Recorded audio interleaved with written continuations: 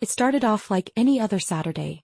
I was planning to meet my friend Dylan for lunch, and we were supposed to hang out for a couple of hours before I caught the bus home.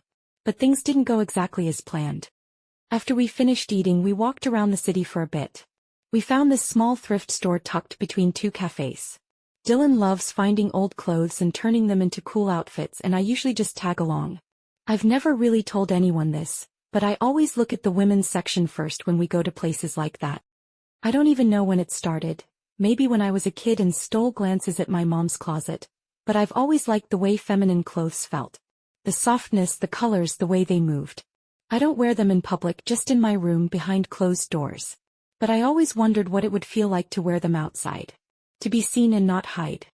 So there we were in the thrift shop, when Dylan pulled a cute pink hoodie and a short denim skirt off the rack. "Dude," he said, holding them up, "you should try this on. It's totally your vibe." I laughed, startled but a little thrilled. "You think so?" "Yeah. I mean, you always glance at this stuff. Don't think I haven't noticed." I froze. My heart skipped. "Wait, what?" He smiled, casual as ever.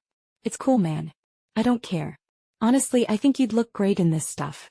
No one here knows you. Wanna try it on?" I looked around. The shop was nearly empty. I hesitated, heart pounding. What if someone sees? "Then they see," he shrugged. "You're just trying on clothes. Come on. Live a little."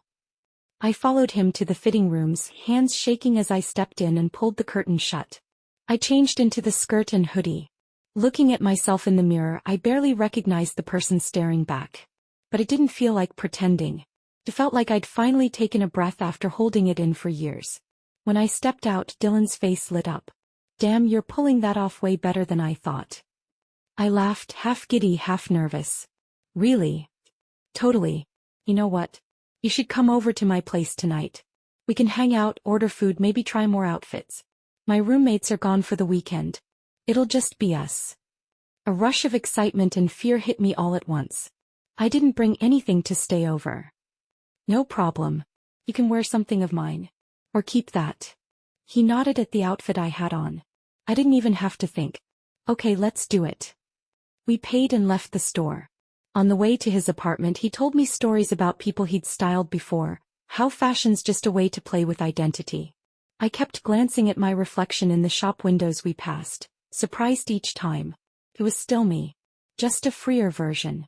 When we got to his place, he tossed me some makeup wipes and a brush. "Wanna try a little makeup? Just for fun." I nodded. I'd watched enough YouTube to fake my way through blush and gloss. My eyeliner was shaky, so Dylan leaned over and helped fix it. "You've got a steady hand," I joked, my cheeks warm. "I've practiced on worse canvases than you," he winked. By the time I was done, I looked soft. Pretty even. We took a few selfies, just for us, and he offered me a pair of fuzzy socks. "You're not fully cozy until your feet are warm." We curled up on the couch with blankets and pizza. Halfway through the movie, I shifted to grab a slice and accidentally knocked over my soda. It spilled across the floor and splashed onto my skirt. Crap. I jumped up, panicking. Dylan laughed and grabbed paper towels. "You good? Come on, it's just soda." The skirt survived worse at the thrift shop. We knelt down together, cleaning, and I caught him smiling. "What? You're different tonight," he said. "Looser. Happier." I didn't know what to say, so I just smiled back. Later we did a mini fashion show. Dylan had a box of old accessories. Ribbons, chokers, even clip-on earrings. We mixed and matched pieces, laughing at some combinations, admiring others. He pulled out a floral tank top and matching shorts for me to sleep in. I hesitated, then slipped into them. When it was time for bed, he let me use the guest mattress on the floor of his room.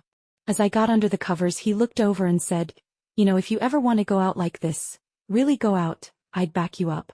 100%. "Thanks," I said softly. "I'm not ready yet. But someday, maybe." He nodded. "Whenever that day comes, I'll be there."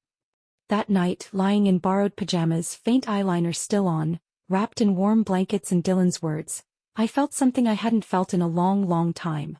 It was just a skirt at first. But that night it became so much more.